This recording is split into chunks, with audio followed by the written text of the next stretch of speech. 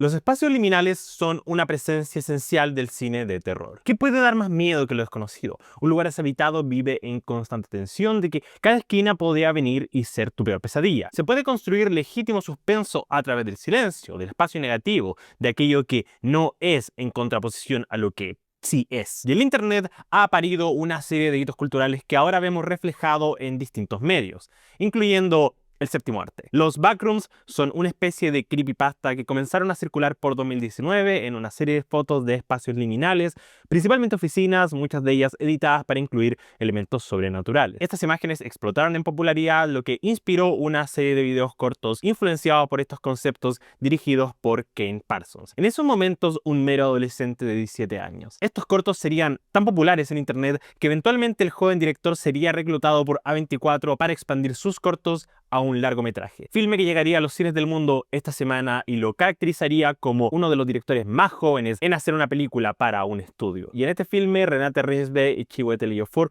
protagonizan como Mary y Clark, dos personas que por diversas circunstancias se ven envueltas en un grupo de habitaciones misteriosas que aparecen en el sótano de una tienda de muebles cuyo paradero es una serie de laberintos los cuales guardan un oscuro secreto. Y te recuerdo que si te gusta lo que ves, puedes darle me gusta, compartir o incluso suscribirte para ver más. También si te unes hoy a las membresías de baja frecuencia, accederás a un montón de contenido exclusivo, además de ver este y futuros videos antes que sean publicados. Sin contar que me estarías apoyando a hacer más críticas y ensayos como estos, que te agradecería mucho. Kane Parsons ha hecho titulares por ser uno de los autores más jóvenes en obtener un presupuesto así de un estudio como A24 para hacer un filme de horror. Es el sueño, si me lo preguntan. Hacer una serie de cortos cuya viralidad gatille una carrera como director de horror es mi sueño al menos. Y es claro que Parsons tiene una decente sensibilidad para la estética del horror, pero lamentablemente Backrooms se queda corto en muchos frentes, especialmente cuando más nos alejamos de esta estética inicial. Miren, el filme comienza con una increíble secuencia. La obra está ambientada a inicios de los 90 y usa una Sony Handycam para capturar la estética de video en primera persona, un metraje encontrado o fan footage, como le llaman. Este puntapié es todo lo que yo esperaba de la película,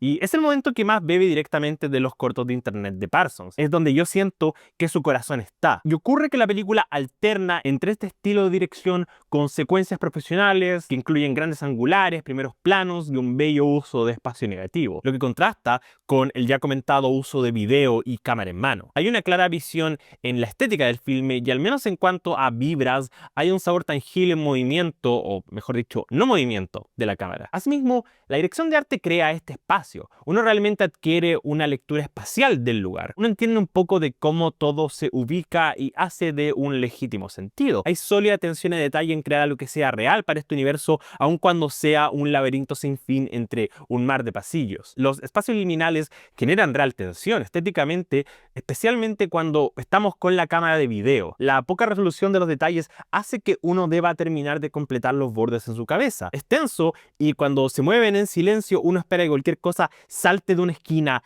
y te atrape. El tema aquí es que si la película solo fuera esto, sería increíble.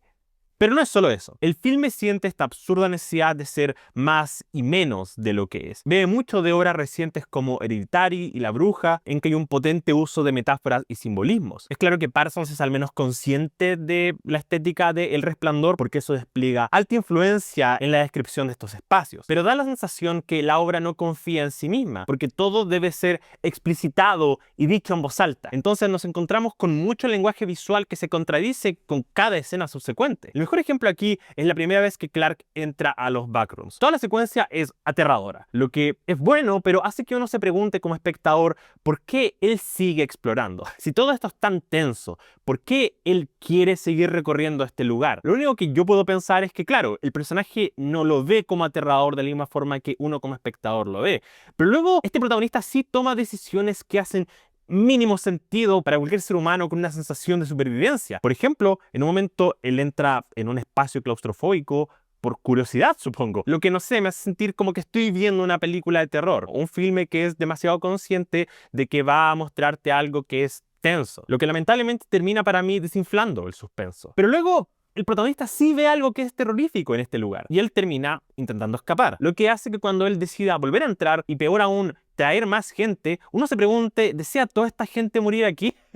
Y es obvio que el filme desea introducir personajes con un propósito claro. Después de todo, esta es una película de terror, pero si todo es tenso, pierde inmediata conexión con los personajes cuando empiezan a tomar estas decisiones que ningún ser humano racional haría. Es el típico estereotipo de las películas de horror en que un personaje escucha algo en la oscuridad y en lugar de alejarse solo se acerca más, y pensé que ya estábamos por encima de esos clichés. Y miren, yo amo una película de terror tonta. No soy ajeno a películas que son absurdas y entretenidas y cómicas en el exagerado uso de terror. Mierda, mi película favorita de 2024 fue La Sustancia, que es completamente exagerada y explícita en sus temas. El problema es que este filme quiere proyectar la estética de que es algo más pausado y más complejo, y lamentablemente lo que el lenguaje visual quiere expresar y lo que ocurre en el texto de la película son dos polares opuestos. Lo que es decepcionante porque hay una fantástica película enterrada aquí. Si el filme fuera exclusivamente estas secuencias grabadas en video en primera persona, habría pasado toda la duración al borde de mi asiento. Pero también si hubiera una real justificación a por qué están en los backrooms en lugar de,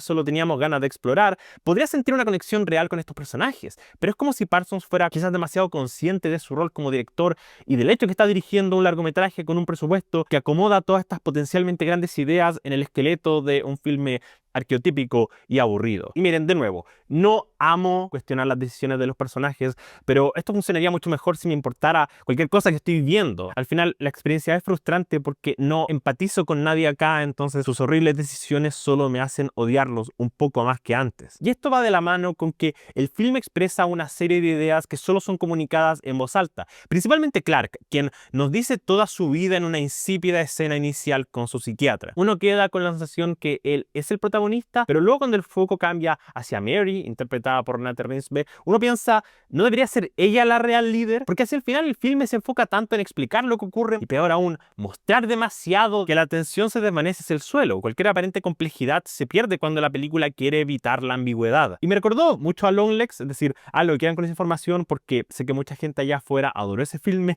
pero yo no me incluyo. Y en este filme también tenemos esta constante sensación de que la película es superior tanto al género como a la audiencia. Así que está cargada de simbolismo que no lleva a ningún lado y vibras vacías que no generan real tensión. Y los personajes son malos. Odio decir esto porque creo que tanto Ejiofor y Reinsve son geniales actores por sí mismos, pero aquí no crean suficiente química y suspenso para cargar con esta historia. El guión no les da nada que hacer y ellos no elevan este material a un lugar real en que uno como espectador pueda establecer un puente. La película comienza sólida en este aspecto, de hecho. Después de la secuencia inicial tenemos una escena que nos ayuda a entender todo el trasfondo psicológico del personaje de Reinsve y por qué ella se sentiría tan emocionalmente conectada a unos backrooms. Pero inmediatamente después tenemos esta escena en que Ejiofor nos cuenta sobre toda su vida y es como... ok. No porque nos digan todo esto en voz alta, ahora simplemente empatizo con él como protagonista. Sería mucho más efectivo si viéramos lo que nos cuentan. No solo que nos refiriéramos a él como un perdedor y su vida como una miseria. Siento que necesito verlo con mis ojos. Este es un medio visual. Muestra, no diga. La distancia que marcamos con estos personajes solo hace que no sintamos nada cuando están en los backrooms y se enfrenten a un potencial peligro. Ninguna de sus decisiones me hace sentido y siento que estoy perdiendo el tiempo viendo esta película. Y bueno, además, hacia el final, más encima de la película tiene el descaro de explicar los simbolismos. Y eventualmente cualquier magia o sutileza que quede en este universo queda enterrada. No veo reales motivos para revisitar esto alguna vez porque la obra es tan superficial en su iconografía y cualquier cosa que no sea inmediatamente obvia lo es cuando los personajes abren su boca. Ahora, me gustaría hablar sobre el final, así que si no han visto Backrooms aún, esta es su advertencia, voy a comentar detalles profundos de la trama. Pueden saltar a las conclusiones, si desean. Entonces, después de que Clark ingrese por segunda vez a los Backrooms, él descubre que sí le gusta vivir allí y hace las paces con las entidades que habitan estos espacios. Descubrimos así que estos seres son reflejos distorsionados de la realidad. Incluso una vez termina la película se explicita que estos entes son espejos de aquellos que han cruzado hacia los backrooms. Vemos imágenes de búsqueda de los chicos que trabajaban para Clark, además de una versión distorsionada de Mary siendo interrogada por la corporación que investiga estos espacios. Y entiendo que el filme quiere ser esta deconstrucción sobre vislumbrar una visión alterada de uno mismo, y Clark es un hombre cobarde quien culpa a todo el mundo por sus problemas y no es capaz de aceptar sus errores o responsabilidad en por qué su esposa lo dejó o por qué su negocio no prospera. Y por otro lado, Mary es una mujer traumatizada por su madre, quien vivía en una casa acaparada de basura, casi que el polar opuesto a un backroom, habitaciones maximalistas llenas de desechos olvidados. Y esto por sí solo, dicho en palabras en un análisis de la película, Es interesante, y entiendo por qué querrías escribir una película en estos términos cuando tienes que hacer una película sobre backrooms. El problema fundamental es que no conocemos realmente a estos personajes. Cuando nos dicen en voz alta que Clark es un hombre quien no acepta su propio fracaso, son solo eso, palabras. No lo vemos ser esta persona, ni mucho menos empatizamos con sus problemas, porque ni siquiera tenemos una imagen de su fracaso. Se nos dice que él quiso ser arquitecto,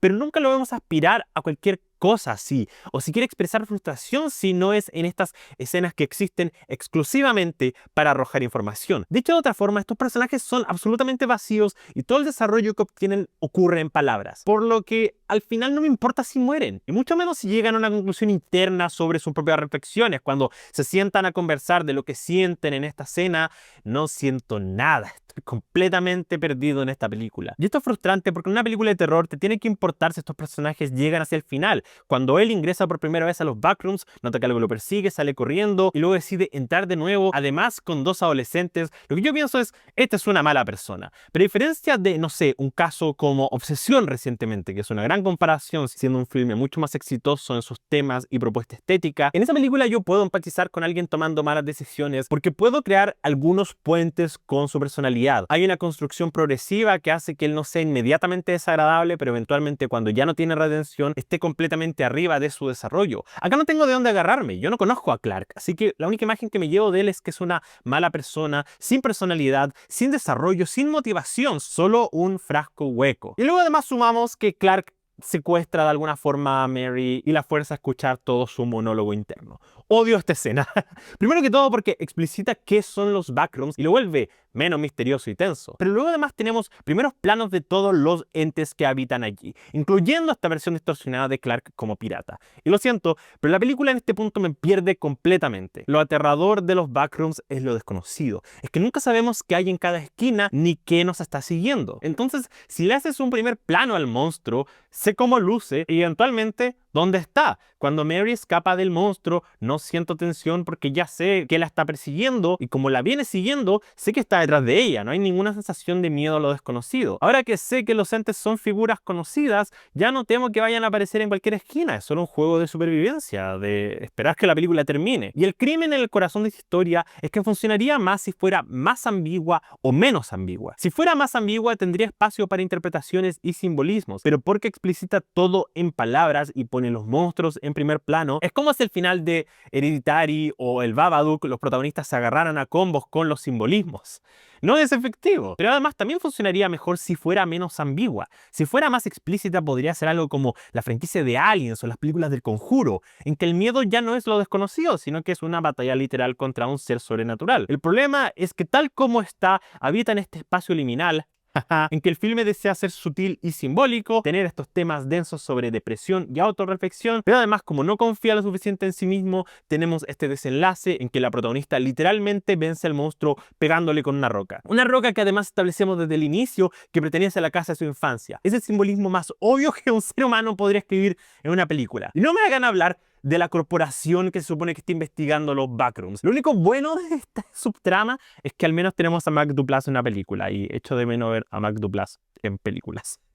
El filme entrega un montón de detalles y semillas durante la historia que te hacen pensar que este es un experimento, quizás que puede estar pasando, y luego tiene el descaro de decirnos en voz alta, sí, somos una empresa que hacía escáneres, pero descubrimos los backrooms, así que ahora estamos investigando los backrooms y de hecho no sabemos de dónde vienen. En todo el desenlace, si la película hubiera terminado cuando Mary sale de los backrooms y se enfrenta a todos estos científicos y hombres en trajes, si la película hubiera cerrado en ese punto, habría tenido un poco más de respeto por esta historia y quizás no la hubiera odiado tanto. Pero luego, como además tenemos una serie de explicaciones de todo lo que vimos hasta ese punto, pierdo absolutamente todo respeto por esta película. Backrooms es una absoluta decepción para mí. Esperaba ver una voz joven mezclar estas complejas vibras nostálgicas en una obra de horror sobrenatural llena de estilo y estética, pero en su lugar este filme desea tanto tener toda la iconología de típica cinta de horror elevado de A24 sin el verdadero compromiso de autores como Ari Aster o Robert Eggers. La clave de estos dos directores, por ejemplo, es que gente odia películas como Midsommar o El Faro. Tener una visión artística implica ser capaz de desafiar a tu audiencia y que gente odie con motivos tu película. Pero lo frustrante de Backrooms no es que sea desafiante, sino que es autoindulgente. Quiere tener este cariño universal sin poner las manos en el trabajo. Si puedo decir algo positivo es que Kevin Parsons demuestra tener talento en su visión estética. Y considerando que él no escribió este guión, puedo imaginar un futuro en que, con material escrito por un guionista talentoso, él podría hacer una obra fantástica y espectacular. Pero esto no lo es. No sé honestamente cuál será el futuro de algo como Backrooms, pero no estoy impresionado y no tengo ninguna gana de revisitar esto en el futuro. Backrooms es un sólido 3 de 10. Sí, qué decepción.